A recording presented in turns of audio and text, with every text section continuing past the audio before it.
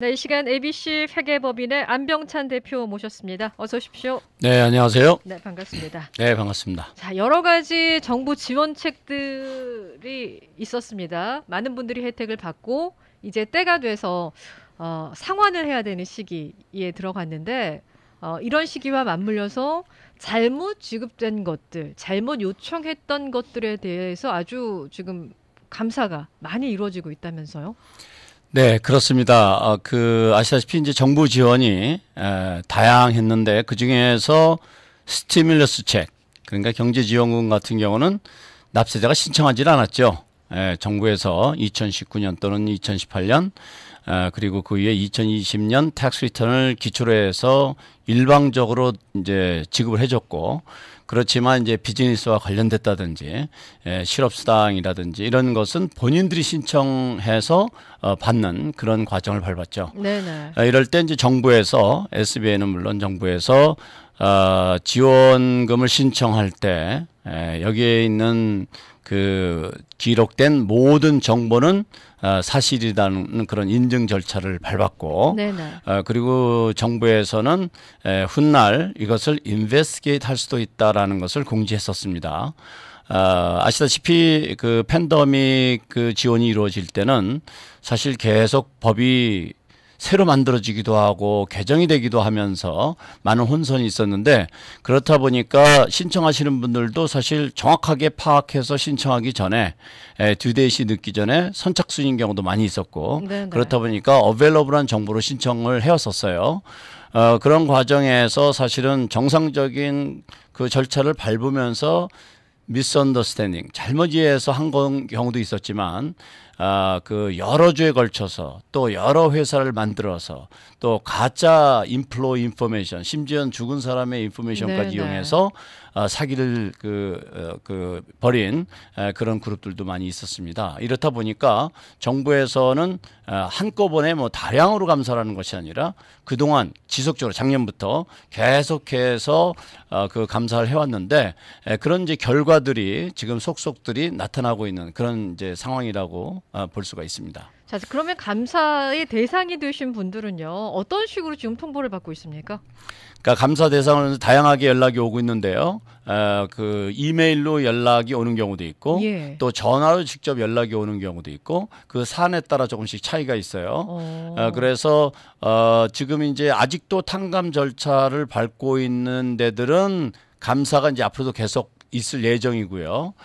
그런 반면에 제일 빨리 움직이는 것은 실업수당. 이에 관련된 것은 이미 정보가 이상하다든지 또는 이제 이중으로 신청이 되었다든지 이래서 연락을 받고 또 그거에 대한 답변 때문에 어떻게 될지 고민하시는 분들이 속속들이 나타나고 있죠. 그렇군요. 그리고 예. 이제 SBA에서도 그 어떤 이상이 있을 경우에 추가적인 정보를 요청한다든지 이런 것들이 이제 광의적인 의미에서는 다 감사라고 볼 수가 있어요. 그러니까 결국은 리뷰를 하는 거기 때문에 그래서 지금 이제 다양한 방법으로 정부에서는 지원한 그 부서를 중심으로 해서 컨택이 되고 있다. 이렇게 이해하시고 있으시면 되겠습니다. 통상적으로 IRS 감사의 경우에는 전화가 오는 일은 없잖아요. 다 메일이 오거나. 네, 일반적으로 연방국세청에서는 전화로 하질 않습니다. 예. 우편으로 반드시 보내고 그 다음에 이제 그 감사관이 연락이 되면 그때 이제 서로 정보가 주고받을 땐 전화가 가능하지만 먼저 연락을 오질 않죠. 그렇지만 SBA에서는 전화를 하기도 합니다. 네네. 이메일 보내기도 하고요. 그래서 제가 경험해 본 것으로 봐서는 SBA에서는 이런 인베스티게이트를 SBA 직접 직원도 하기도 하지만 아웃소싱을 해서 그렇게 해서 연락이 오는 것 같은 그런 경우도 종종 이렇게 우리가 볼 수가 있는데, 그래서 어떤 형태로든지 연락을 받게 되면 일단은 성실한 답변이 굉장히 중요하니까 그런 부분들을 유념하셔야 될 필요가 있겠죠. 네네. 무시하지 마셔야 됩니다. 이제 뭐 전화가 오거나 이런 게 이제 스팸이라고 생각을 하고 그냥 안중에 없이 이제 계시는 분들도 계시는데, 이번 감사는 다양한 형태로 이루어지고 있다고 하니까 꼭 기억을 해 두셨으면 좋겠습니다. 자, PPP 얘기 먼저 해볼 텐데요. 이 PPP를 한참 신청할 때는 아까 말씀하신 것처럼 계속해서 업데이트된 정보가 달라졌어요. 그래서 주변에 잘못된 인포메이션을 가지고 있는 사람의 이야기에 넘어가서 신청 자격이 안 되는데도 신청을 한다든지 그래서 받았다든지 이런 분들이 계시는데 걱정이 많으실 것 같거든요. 어떻게 대처를 하시는 게 좋을까요?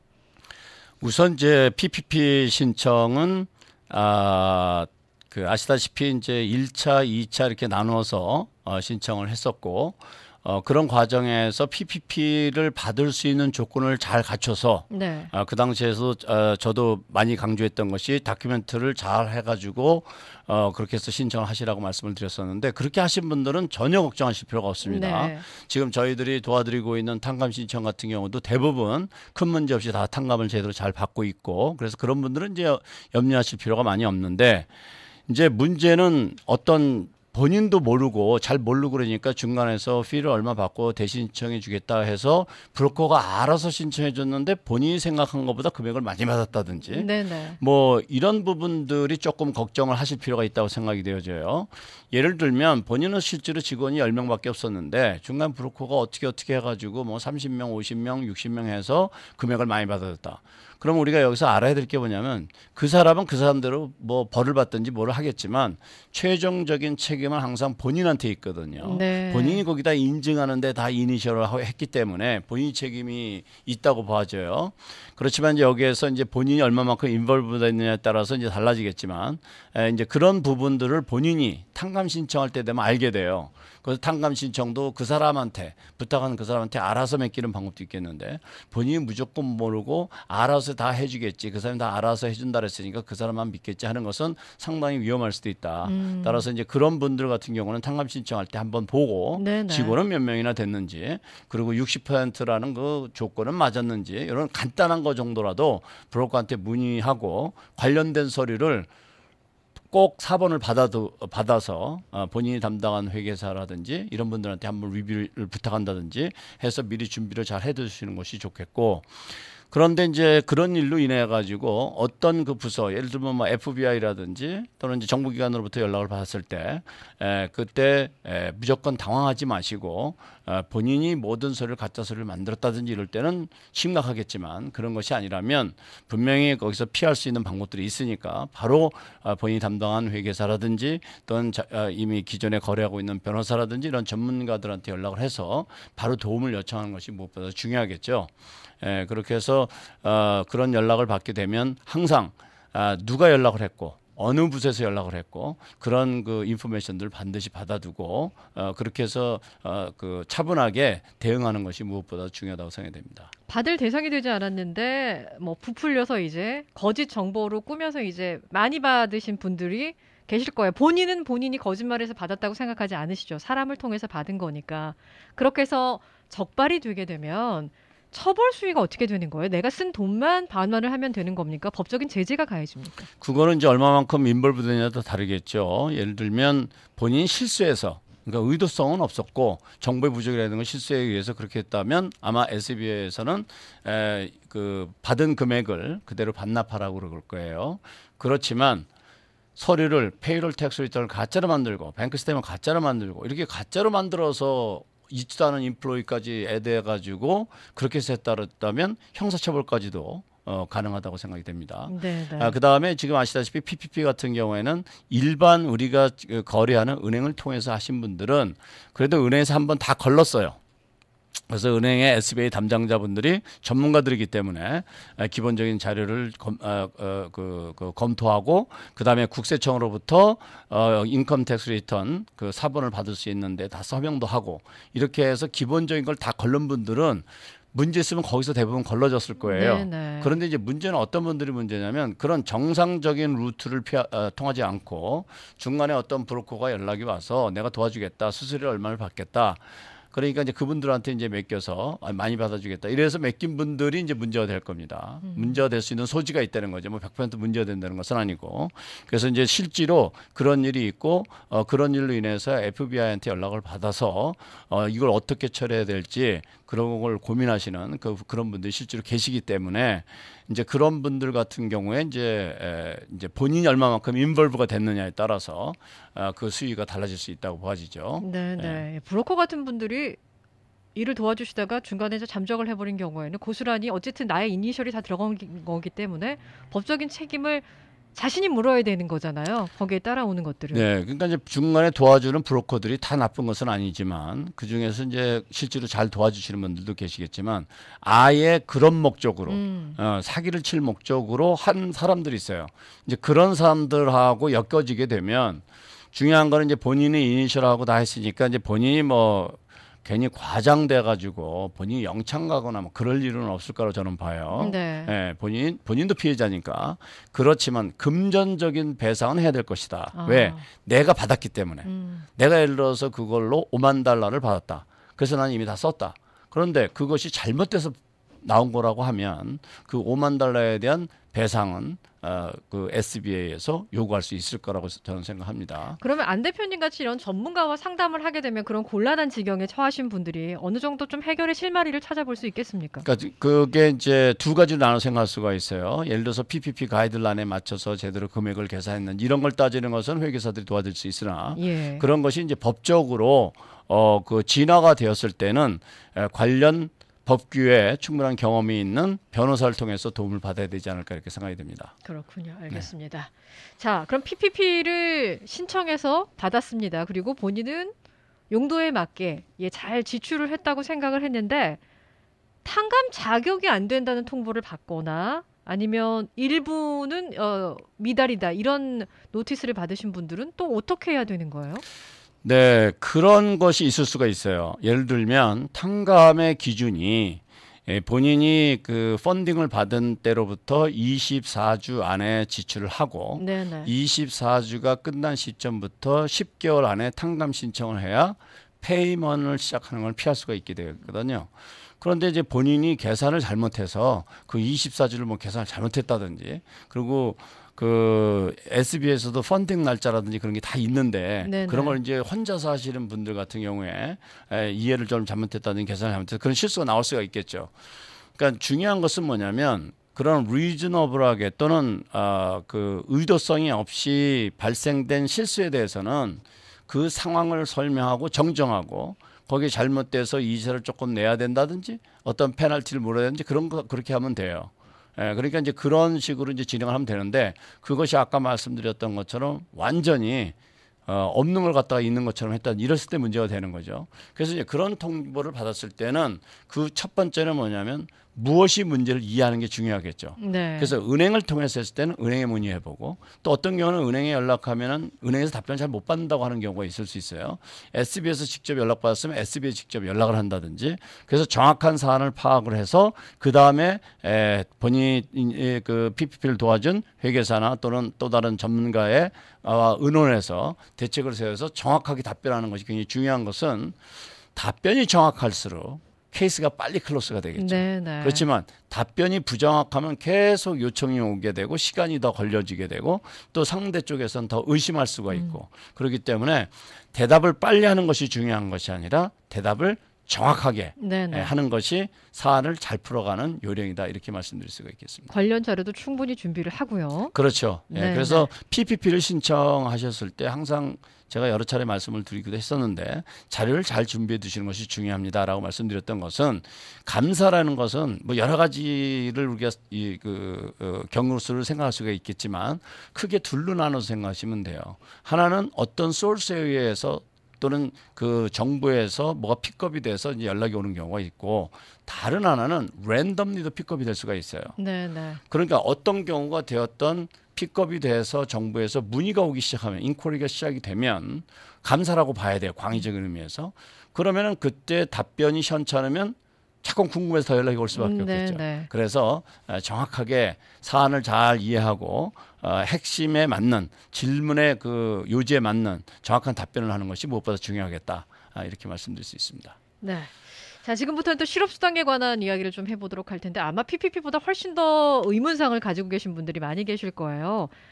실업수당 신청 과정에서 이제 그 질문하는 날에 이렇게 우리가 체크를 해야 되잖아요. 그거에 대한 답을 좀 잘못했다든지 아니면 긴가 민가 하셔서 불충분한 답을 좀 하셨다든지 나중에 보니까 내 의도랑은 상관없이 내가 뭐 다른 칸에 표기를 하다든지 그런 경우가 많이 생길 수 있잖아요. 그렇습니다. 네, 그래서 이제 감사에 들어가게 되면 본인은 너무 당황을 하는 거죠. 맞아요. 이게 이제 정부기관에서 연락이 오는 거니까 그런 사례도 굉장히 많죠. 네, 좀 뭐 감사 얘기하면 제가 예를 많이 드는 것 중에 하나가 네네. 우리가 운전을 잘하고 가고 있는데 경찰이 차를 세워요. 그럼 상당히 당황스럽죠. 네. 예, 제가 한 번은 어디 여행을 가는 길에 라스베가스를 지날 일이 있었어요. 프리웨이를 지나고 있는데 전화가 오는 거예요. 그래서 전화를 이렇게 딱 받는데 제가 마침 그때 이어폰을 제가 끼고 있었어요. 이어폰을 끼고 있었는데 그냥 그 전화가 오니까 이렇게 제가 이렇게 그린 버튼을 이렇게 슬라이드를 해야 전화가 연결되잖아요. 그 순간을 경찰차가 지나면서 봤어요. 그래가지고 저 차를 세우더라고. 네. 그래서 제가 솔직히 그대로 얘기했어요. 네. 그랬더니 no matter what 전화를 건들면 그것은 네. 티켓이다 이거예요. 예, 그래서 그 위반이다 이거예요. 그래서 알았다. 제가 그 경찰의 그 판단을 리스펙트 하겠다. 그러면 티켓 좀 내가 받겠다고 내가 그랬어요. 그런데 이제 좀 있다가 오더니 종이 쪽지를 하나 주면서 This is not a ticket. 티켓이 아니고 워닝이요? 그냥 워닝이다. 다음부터는 조심해 이렇게 보내더라고요. 근데 그 시간은 이거 티켓 받으면 이것도 트래픽 스쿨 가야 되고 이거 귀찮은 일 생기지 않나 이런 걱정을 하잖아요. 네네. 감사도 비슷하다고 생각이 돼요. 일단 경찰이 잡으면 이거 왜 그런지 궁금한 것처럼 네네. 정부에서 연락 오면 일단 당황하는 것은 누구나 인지상정이라고 생각이 돼요. 잘못한 거 없는데 잘못한 것 같잖아요. 네, 그렇지만 네네. 그 사람들도 사람이기 때문에 내가 얼마나 진실성 있게 잘 설명하는가는 굉장히 중요해요. 그래서 특히 실업수당을 받으신 분들 같은 경우는 대부분 본인의 항상 고용된 전문가들이 없는 경우가 많습니다. 네네. 예, 비즈니스를 크게 하신다든지 비즈니스 하시는 분들은 훌륭한 회계사라든지 변호사라든지 이런 분들이 항상 주위에 있어서 언제든지 상담이 가능한데 이런 분들은 그럴 때가 마땅치가 않아요. 그러니까 참 가슴앓이를 많이 하게 되는데 여기서 그 판단 기준을 하는 방법을 제가 설명을 드리면 첫째도 그렇고 둘째도 그렇고 셋째도 그렇고 본인이 이해한 그대로 나쁜 의도가 아니라 뭘 표시했고 이랬을 때는 염려하실 필요가 없으세요. 네네. 네, 그게 이제 첫 번째고 그다음에 두 번째는 내가 볼 때 내가 이건 좀 잘못된 것 같아. 뒤늦게 알았는데 그럼 이럴 때 내가 이걸 EDD에 또는 주정부에 아니면 또는 뭐 연방정부에 빨리 연락해서 이걸 정정해야 되나? 이것도 쉬운 일이 아니에요. 특히 팬데믹 동안에 지금도 IRS에 전화하려고 그러면 어떨 때 하루 종일 전화를 안 받습니다. 네네. 그럼 이럴 때 내가 어떻게 하는 게 좋으냐? 그런 것이 발견됐다 하더라도 그것이 금액이 엄청나게 크고 그리고 아주 아까 말씀드렸던 것처럼 뭐 가짜 서류라든지 거짓말을 의도적으로 했다는 이런 것이 아니라면 마음을 그냥 편안하게 가지고 기다리시는 게 좋겠다라고 말씀을 드릴 수가 있겠고 기다린 다음에 정부에서 연락이 오면 그때 차분하게 답변하시는 것, 시간을 충분히 갖고 답변하시는 것이 좋겠고 그다음에 그런데 그렇게 했는데 정부에서 연락이 왔다. 그러면 항상 정부에서 연락 온 사람한테 모든 걸 다 바로 대답하지 마시고 네네. 그 사람의 부서, 이름, 전화번호 이런 걸 다 받은 다음에 가까운 그 전문가를 찾아가셔서 일단 좀 상담을 받으시고 대책을 세워서 답변을 하시는 것이 좋겠다. 그런 방법이 아마 본인을 위해서도 뭐 여러 가지로 불안한 부분도 많이 해소가 되고 네네. 그렇지 않을까 이렇게 생각이 됩니다. 그러니까 본인이 생각나는 대로 임기응변으로 대응을 하지 마시고 확실하게 자료를 준비하셔서 그 방면에 정통한 전문가와 함께 상담을 하신 후에 연락을 받은 연락처로 다시 전화를 하는 것이 현명한 방법이라는 그게 거죠. 그 중에 하나가 실업수당 신청할 때 이런 질문이 있었어요. 직업을 구하려고 노력을 했었느냐. 그런데 어떤 분은 팬데믹인데 어디 가서 직업을 구하냐고요. 구할 수가 네네. 없는데 노하면 안 나올 것 같아서 예스 이렇게 했다 이거예요. 이걸 걱정해가지고 질문 오는 경우가 있어요. 근데 이거는 걱정 안 하셔도 돼요. 왜냐하면 그냥 EDD에서 발표를 했어요. 예스 너 관계없다고. 그러니까 그런 것처럼 본인이 생각할 때 굉장히 불안하지만 내용을 알고 보면 별것이 아닌 것도 있을 수도 있거든요. 그렇기 때문에 너무 염려하지 않으시는 것이 좋지 않을까 이렇게 생각이 됩니다. 이런 경우는 어떻습니까? 뭐 구직 활동은 따로 하지 않으셨지만 잠시 이제 회사가 어려우니까 일을 중단하라고 얘기를 해서 쉬고 있었어요. 그래서 실업수당을 신청해서 받았단 말이죠. 그런데 어느 날 갑자기 회사에서 상황이 좀 좋아졌으니 다시 출근을 해주세요 하고 일을 했어요. 그리고 회사에서 페이를 계속 받고 실업수당도 같이 받으신 분들이 많이 계시더라고요. 네, 이제 그런 분들은 우선 첫째는 서티파이드 할 때 본인이 취직했다는 걸 했었어야 돼요. 그래서 중단을 했어야 돼요. 근데 네. 뭐 여러 가지 이유로 본인이 의도적으로 했던 아니면 모르고 그냥 놔뒀던 어쨌든 간에 그렇게 해서 실업수당도 받고 일을 했다. 네네. 그러면 이제 나중에 어떤 현상이 일어나냐면 지금은 2021년 텍스 리턴을 우리가 아직 안 했잖아요. 그 2021년 텍스 리턴을 이제 하게 되면 거기에 일한 근거가 다 나오죠. 네. 그것이 EDD에도 다 들어갑니다. 그러니까 주정부에도 다 들어가요. 그러면 이제 나중에 그것을 알게 되는 거는 주정부에서 알게 되는 건 언제겠어요? 22년이 지나야 알게 돼요. 그러니까 나중에 연락이 올 수가 있어요. 그러니까 2020년에 그랬던 분들은 2021년에 연락이 올 수도 있죠. 그럼 여기 또 질문이 생겨요. 무슨 질문이 생기냐면 그런데 2021년 지금 12월 달이 됐는데 나는 4월 달에 신고했는데 아직도 아무런 연락이 없는데요. 기다리셔야 돼요. 정부에서 일부러 찾아오지 않습니다. 그러면 거기서 또 두 갈래로 나누죠. 나중에 금년 말이든 내년에든 연락이 올 수가 있고 아니면 앞으로 forever 안 올 수도 있어요. 그건 왜 그러냐면 우리가 양어장 가서 낚시를 해도 고기를 다 잡을 수는 없어요. 그 안에 있는 고기 중에 안 잡히는 고기도 있는 거예요. 그러니까 그런 거를 너무 그렇게 막 따질 필요는 없으세요. 그래서 이제 그런 시츄에이션이 있으신 분들은 좀 전에 말씀드렸던 것처럼 국세청에 연락해서 내가 막 해결하고 싶어도 내가 불안해서 나는 정말 의도적으로 그런 게 아닌데 이걸 어떻게든 좀 빨리 해결하고 내야 될 것 같으면 내버리고 나 좀 편안하게 지내고 싶다 이렇게 하더라도 국세청이나 EDD에서 주정부에서 전화를 잘 안 받을 수도 있어요. 네네. 그렇지만 본인이 그래도 난 불안하다. 그러면 뭐 책을 끊어서 뭐 보낸다든지 뭐 그런 방법도 취할 수 있는데 잘못하면 로스도 될 수 있고 복잡해질 수가 있으니까 지금은 일단 기다렸다가 연락이 오면 그때 팔로우업 하셔도 괜찮지 않을까 이렇게 생각이 됩니다. 먼저 신고를 하기보다는 별다른 연락이 없으면 기다려 보시고 연락이 왔을 때 액션을 취해라 라는 조언을 주신 거죠. 그러니까 정부에서는 잘못됐으면 연락을 취하라고 그래요. 네, 그리고 스티뮬러스 책도 더 받았으면 아주 책을 보이듯 시키고 납부하고 간단한 메모해서 그다음에 또 내가 이미 입금을 시켰으면은 새로 책을 끊어서 보내라 이런 가이드라인들이 다 있어요. 그러니까 뭐 각 주에도 예를 들어서 자기가 잘못 깨서 추가로 더 받았다 그래서 난 이걸 리턴하고 싶다. 그럼 편지를 써서 수표 써서 보내시면 돼요. 네, 그것이 이제 한 가지 방법이고. 네. 그런데 그런 것조차도 나는 영어도 부족하고 뭐 이러신 분들도 계실 거 아니에요. 그런 분들은 좀 그냥 기다리셨다가 나중에 연락이 오면 왜 당신 바로 하지 않았냐? 그럼 그 상황을 설명해 주시면 돼요. 내가 이러저러해서 하고는 싶었지만 주정부에 전화도 안 받고 편지 써야 되는데 나는 거 어떻게 할지도 모르고 그래서 당신들이 연락 올 때 기다려서 인제라도 난 납부하고 싶다. 네. 그러면 그런 상황을 이해를 해줍니다. 왜 그러냐면 우리가 지금 팬데믹이라서 지금 그 눈에 보이지 않는 바이러스를 이렇게 고생하고 있잖아요. 근데 이것을 약간 우리가 생각을 바꿔서 1차 세계대전, 2차 세계대전 또는 6.25 우리 한국사 같은 6.25 전쟁 이런 것처럼 전쟁이 일어났다고 생각해 보세요. 네. 여기서 모든 법규 따질 수가 없어요. 우선 챙기고 도망가고 살고 본 다음에 그 다음에 해야 되는 것처럼 마찬가지로 팬데믹 상황에서 모든 비즈니스가 스탑이 되고 직장이 멈추고 모든 것이 멈춘 가운데서 발생된 거기 때문에 그런 상황들을 그런 정황들을 국가에서도 잘 이해하고 있어서 여러분들의 의도성만 없었다면 그리고 그런 정황을 차분하게 잘 설명한다면 얼마든지 그 문제를 해결을 쉽게 할 수 있을 것이라고 저는 생각이 됩니다. 네, 질문 하나 풀어보고 가겠습니다. 2020년, 2021년 자영업자 EDD를 받았는데 실업수당을 받으면서 손익이 어느 정도 있어 소득보고를 했습니다.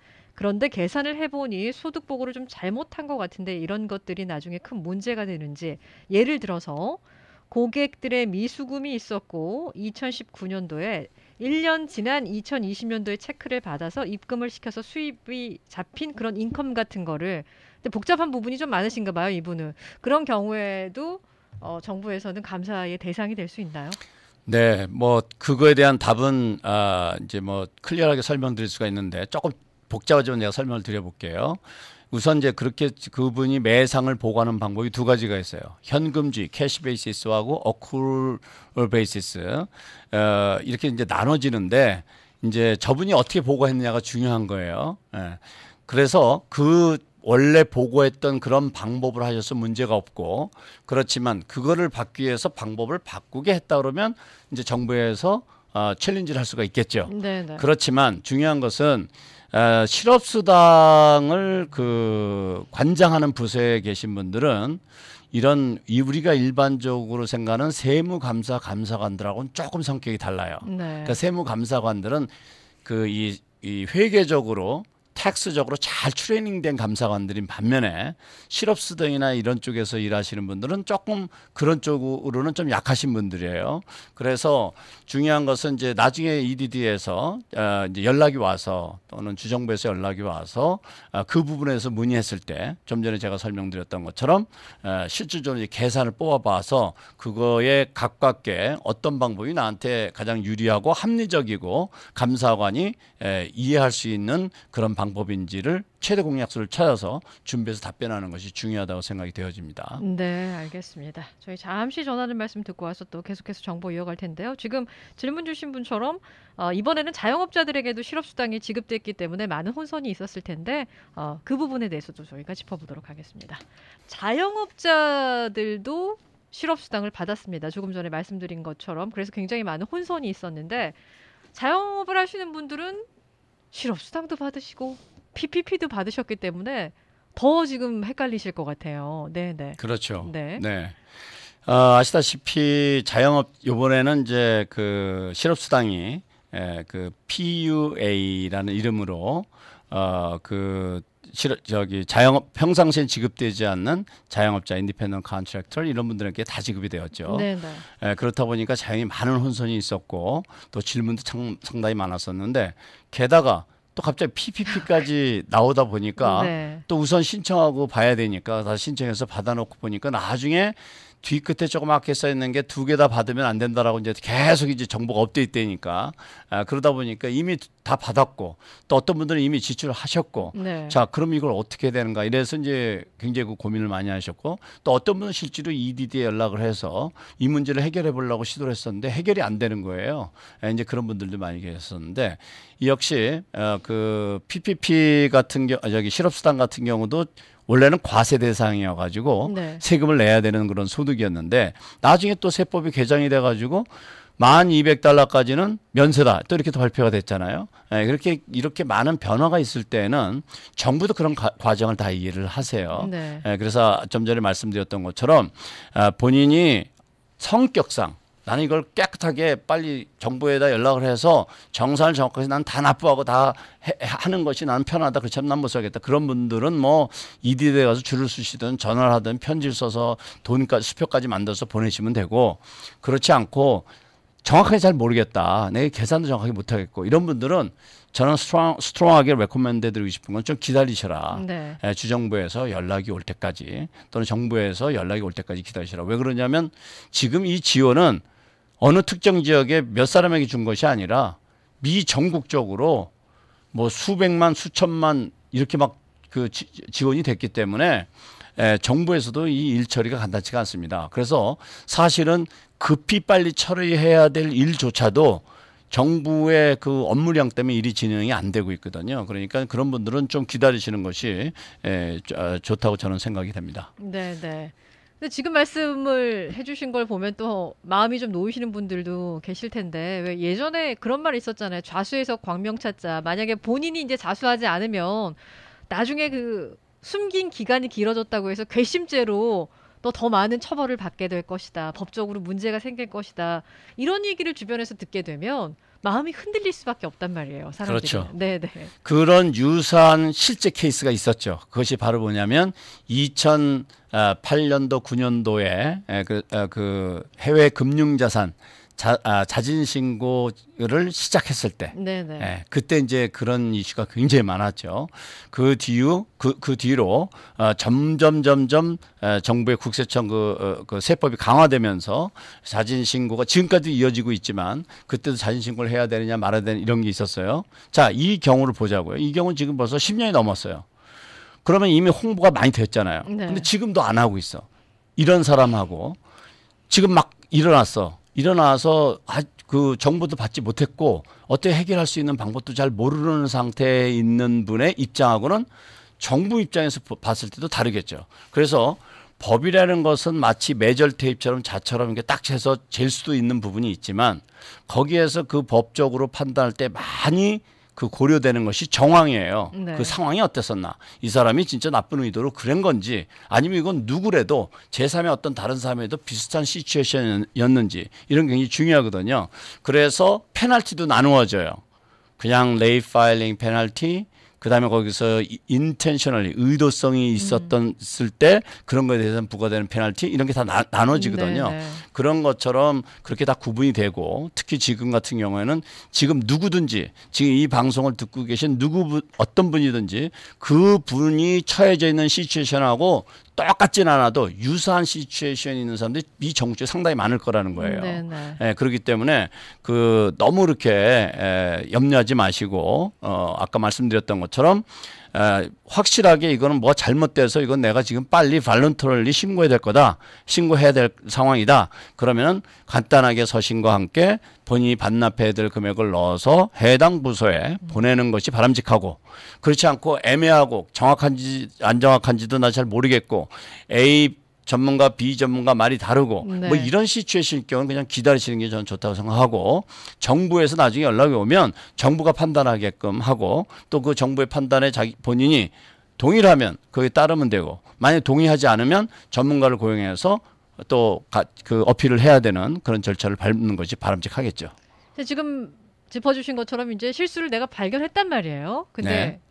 다른 연락은 받지는 않았어요. 근데 리포트는 하고 싶은 거죠. 그러면 내가 실수를 발견하고 그 해당 기관에 잘못 받은 돈을 다 돌려줘야 되는 건지 아니면 돌려준다면 또 방식이 여러 가지가 있을 거잖아요. 내가 캐시로 줘야 되는 건지 할부도 가능한 건지 네. 그런 점도 궁금하실 것 같아요. 네, 그렇습니다. 우선 이제 거기서 첫 번째 우리가 명확하게 될 것은 나의 판단이 정확한지 내가 생각할 때 잘못된 것 같은데 그것이 그 생각이 틀릴 수도 있잖아요. 그렇기 때문에 우선 제일 중요한 건 그 팩트가 정말 내가 잘못된 건지를 찾아내는 게 제일 먼저고 이거는 뭐 이리 보나 저리 보나 완벽하게 내 잘못이고 이건 반드시 반납해야 되고 나도 이거를 빨리 반납하고 싶다. 그럼 우선 첫 번째 하셔야 될 일은 정부에 전화를 연락해서 정확한 가이드라인을 받는 것이 가장 좋겠지만 만약에 그것이 좀 여의치 않다고 하면 그런 사안을 그 팩트를 간단하게 요약을 하시고 그 다음에 수표로 만들어서 보내온 그 부서의 수표로 만들어서 책을 반납하는 그런 방법도 있을 수 있다고 생각이 되어집니다. 네. 네. 자, 지금 유튜브로 댓글이 하나 올라왔는데요. 질문입니다. 올해 인컴 텍스를 보고한 후에 EDD에서 1인당 1,200달러까지 넌 텍스를 해준다는 발표 후에 아직까지 리펀을 받지를 못했는데 내년 텍스 보고를 할 때 환불을 받을 수 있는지를 물으셨어요. 네, 그거는 정부에서 그냥 있으라 그랬어요. 어멘드 하지 말고. 네. 그러면 정부에서 알아서 리펀드를 해주겠다 그랬어요. 근데 그건 정부가 얘기한 건데 지금 말씀하신 것처럼 이미 세금 보고도 다 했고 그런데 시간이 흘러도 리펀드도 안 오고 이럴 경우에는 일단은 금년 말까지는 기다려 보시는 게 제가 생각할 땐 좋다고 생각하고 그런 다음에도 계속 연락이 없으시면 물론 이제 지금 신고하신 분들은 더 기다리셔야 되겠지만 4월 달에 보통 그런 분들은 3월 전에 신고하신 분들이 많이 계세요. 왜냐하면 이게 3월 10일인가에 발표가 된 거기 때문에 그 전에 세금 보고하신 분들은 모르고서 세금 보고하셨던 거거든요. 그러면 벌써 금년 말이면 벌써 그 상당히 9개월 정도 8, 9개월을 기다리신 거잖아요. 그러니까 이제 그럴 때 되면 이제 어멘드 리턴을 시도해 보시는 방법이 있고 더 레코멘드 해드리고 싶은 건 한 1년 정도는 더 기다려 보시는 게 좋을 것 같아요. 왜냐하면 평상시 같으면 90일에서 많이 기다려도 진짜 뭐 한 그 4, 5개월 정도 기다리면 되는데 지금은 팬데믹이라서 좀 전에 말씀드렸던 것처럼 거의 국세청이 전화를 안 받아요. 연락이 참 힘들어요. 그런 상황이기 때문에 좀 더 기다려 보시는 것이 좋을 것 같아요. 그렇지만 한 1년씩이나 기다렸는데도 안 온다. 그러면 어멘드 리턴 하시는 게 좋죠. 네, 알겠습니다. 정정 신고를 해서 2020년 소득세 신고를 정정 신고해서 리펀드를 신청하는 그런 방법을 취하시는 것이 좋습니다. 일단 연말까지는 기다려 보시기 바라겠습니다. 네. 오늘 여러 가지 사례를 좀 짚어서 소개를 해주셨는데 혹시 이런 일 때문에 당황하셔서 직접 상담을 해주신 뭐 그런 사례가 좀 있으신가요? 네, 많이 있습니다. 이제 제일 처음에 시작한 게 이제 실업수당 관련된 부분들이 제일 많았고요. 진짜 많죠. 네, 네네. 주정부에서 서신을 받고 또 어떤 분들은 직접 전화도 받고 이메일도 받고 이래서 이제 그것을 어떻게 대처하는 것이 좋은지 이런 것에 대해서 이제 상담을 많이 해드렸고 또 PPP 관련돼서 그 어떤 그 FBI나 이런 데로부터 연락을 받아서 그 사기에 인볼브된 듯한 그런 사례를 상담을 해드렸고 그리고 이제 지금 이제 진행되고 있는 뭐 PPP, EIDL, RRF 이거 관련돼서 SB에서 연락 온 것에 대해서 그 답변을 어떻게 해야 되는지 이런 부분들에 대해서 상담을 여러 번 해드렸습니다. 그래서 아마 이것은 지금 이걸로 끝나는 것이 아니라 앞으로도 계속해서 그 연방 정부라든지 주정부로부터 연락이 계속 오지 않을까 이렇게 생각이 됩니다. 네네. 실업수당을 받은 다음에 EPP를 모르고 받았다면 EPP 어마운트를 다시 페이백하면 되지 않냐고 물어보신 분도 계세요. 그렇죠. 그러니까 이제 PPP를 말씀하시는 것 같은데 실업수당을 받고 나서 PPP를 받았는데 그 해당이 되지 않는 부분 이거가 됐든 저거가 됐든 실업수당이 됐든 그 본인이 잘 계산하셔가지고 네네. 어떤 것이 더 유리한지 이런 걸 판단하셔서 대처를 하시는 것이 좋겠죠. 네네. 자, EIDL의 얘기를 좀 해보겠습니다. 이 경우에는 융자입니다. 근데 이걸 받아놓고 사용을 하신 분들도 계시는데요. 안 하고 그냥 가지고 계신 분들도 있단 말이죠. 그러면 이걸 갚아버리는 게 좋은 건지 아니면 좀 더 가지고 있는 것이 나에게 유리한 건지 이런 질문도 많지 않습니까? 네, 상당히 많습니다. EIDL은 일단 SB에서 제공하는 아주 좋은 융자 프로그램이에요. 상환 기간이 길고 이자가 낮고 그렇다 보니까 일단은 우선 비즈니스 하시는 분들은 여유 자금으로 혹시 무슨 일이 벌어질지 모르니까 많이들 신청해서 받아두셨죠. 그런데 이제 어떤 분들은 무슨 그 뒤로 SB에서 연락이 없으니까 이거는 그냥 가지고 있어도 되는 줄 아는데 사실 그게 아니라 융자가 되는 순간부터 이자가 발생하고 있는 거예요. 네네. 그리고 이제 또 질문이 이 돈으로 내가 부동산을 투자하거나 주식에 투자를 해도 됩니까? 라는 질문도 꽤 있었어요.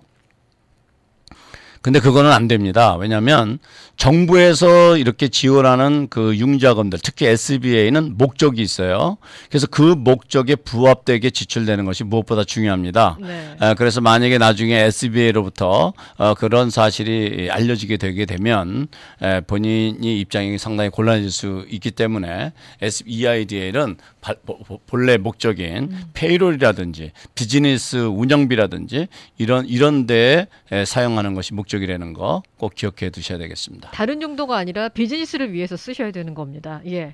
그리고 이제 여러 가지 형태로 지급된 경제 지원금을 내가 받아야 되는 금액보다 더 많이 받으신 분이 계세요. 생각해 보니까 따져 보니까 그렇단 말이에요. 그러면 그분들은 지금이라도 초과된 금액을 반환을 하는 게 맞는 것인지 아니면 그냥 기다려도 되는 건지요? 일단은 그 정부에서는 만약에 당신이 잘못 받았다면 반납해라 이렇게 돼 있어요. 그런데 그 반납하는 방법도 예를 들어서 수표를 받았으면 그냥 수표를 void 해가지고 리턴하시면 되고 네네. 또 만약에 입금을 시켰다고 하면 그 금액에 상응하는 금액만큼을 본인 개인 수표를 발행해서 간단한 내용의 설명과 함께 보내줘야 되겠죠. 그런데 이제 어떤 분들은 그렇긴 한데 이게 그래도 돈을 막상 페이하려고 그러니까 조금 싫거든요. 그래서 좀 더 가지고 계셨으면 하시는 분들도 계세요.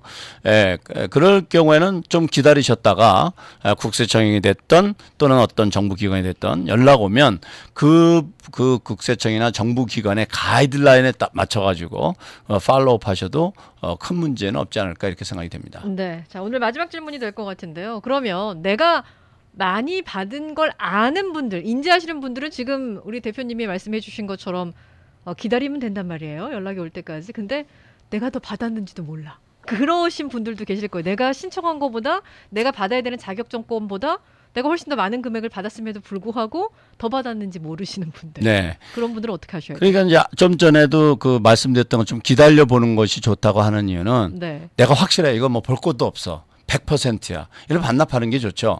그런데 왜 좀 기다려 보시라고 말씀드린 이유는 본인이 판단하는 것이 정확하느냐 이거예요.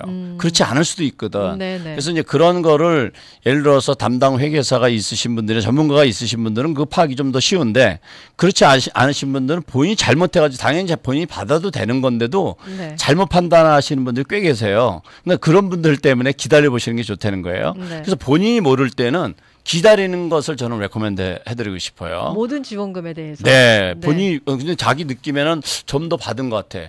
근데 이게 진짜 뭐 정확한지 아닌지 자신도 없어. 그런 경우는 당연히 좀 기다리시는 게 좋고 또 본인이 많이 받았는지 안 받았는지조차 모르면 지금 이런 질문 자체도 의미가 없는 거죠. 해결사가 그냥 가만히 계실 테니까. 네. 예, 그래서 그런다고 해서 그것이 무슨 형사처벌을 받는다든지 이런 거 아니니까 네. 예, 너무 염려를 안 하셔도 괜찮다. 예, 이런 말씀을 드리겠습니다. 왜냐하면 정부에서도 상당히 이번에 그 많은 혼선이 있었고 네. 법도 계속 개정돼 왔고 또 그 가이드라인이나 이런 것이 상당히 그 어떤 거는 전문성이 있는 가이드라인이었기 때문에 일반인들이 이해하기는 좀 어려운 부분도 있었던 것들도 있고 이런 부분들을 잘 이해하셔서 좀 그 차분하게 너무 이렇게 막 당황하고 염려하지 않고 이렇게 하시는 것이 좋지 않겠나 이렇게 생각이 됩니다. 네, 카더라 통신에는 귀를 닫고요. 우리 안병천 대표 같은 전문가와 함께 여러분들 혹시 궁금한 점이 있으면은 상담을 좀 받아보셨으면 좋겠습니다. 213-738-6000번 ABC 회계법인입니다. 오늘 좋은 정보 고맙습니다. 네, 감사합니다.